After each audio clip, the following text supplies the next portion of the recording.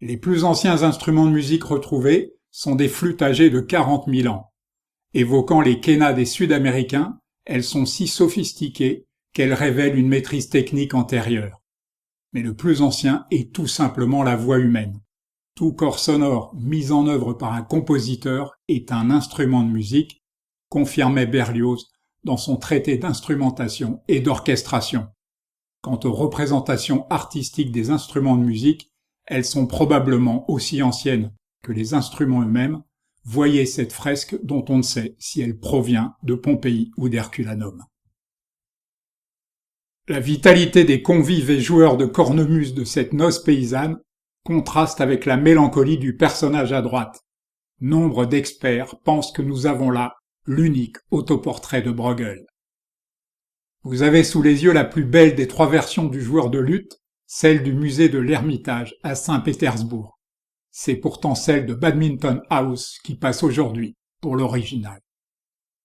Voilà un excellent caravagesque flamand, du niveau d'un Van Honthorst ou d'un Van Baburen, avec lequel il s'associa d'ailleurs pour monter un atelier à Utrecht, une sorte de fabrique de tableaux en clair-obscur. Bien que son nom soit peu connu, les natures mortes intemporelles de ce peintre né aussi à Utrecht ont exercé une influence considérable sur ses compatriotes durant les XVIIe et XVIIIe siècles. Cette sublime vanité aux instruments de musique fut l'objet d'un triste marchandage de la part du Louvre. Le tableau fut en effet échangé par son propriétaire contre une naturalisation, promesse in fine non tenue. Abandonné par Dieu et tourmenté par un esprit maléfique, seul le jeu de harpe de David peut apaiser les tourments du roi Saül. Après avoir épousé l'une des filles de Saül, David deviendra roi des Israélites. « Pars, tu ne seras jamais peintre », déclara à l'étudiant le directeur de l'Académie d'Anvers.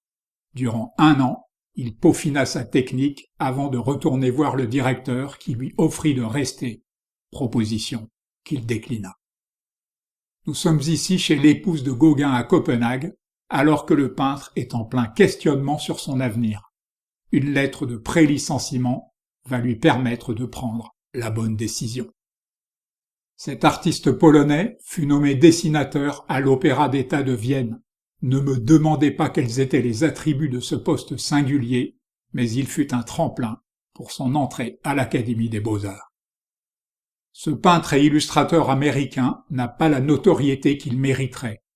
Portrait ou allégorie, chacune de ses œuvres possède une élégance unique dans sa composition, comme vous pouvez en juger. Cette œuvre peu connue de Klimt prouve une fois encore l'étendue de son talent. Quoi qu'il ait peint, portraits de femmes, figures symboliques ou paysages, chacune de ses œuvres est intensément un Klimt. Se rendant à son martyre, Cécile de Rome entendit une musique céleste qu'elle chanta dans son cœur. Cela lui vaut d'être la sainte patronne des musiciens et des fabricants d'instruments de musique. Ce natif de Marseille a vite évolué des scènes de faubourg aux nus orientalistes, dont la notoriété a été assurée par l'essor des cartes postales. Il fut l'un des peintres qui attirait le public au Salon de Paris. N'en doutez pas, justice sera un jour rendue au peintre musicien Georges Valmier, pour moi l'un des cubistes les plus élégants et les plus convaincants, une contre-marche en dessous du poète Juan Gris. Le virtuose ne sert pas la musique, il s'en sert, écrivait Jean Cocteau dans ses portraits souvenirs, à propos de la virtuosité technique dans l'art. Mais la virtuosité peut aussi être émotionnelle, ravir le public et servir la composition. Il est facile de jouer de n'importe quel instrument de musique, disait Bach, il suffit d'appuyer sur la bonne touche au bon moment pour que l'instrument joue tout seul. Comme quoi on peut être un génie de la musique et avoir le sens de l'humour.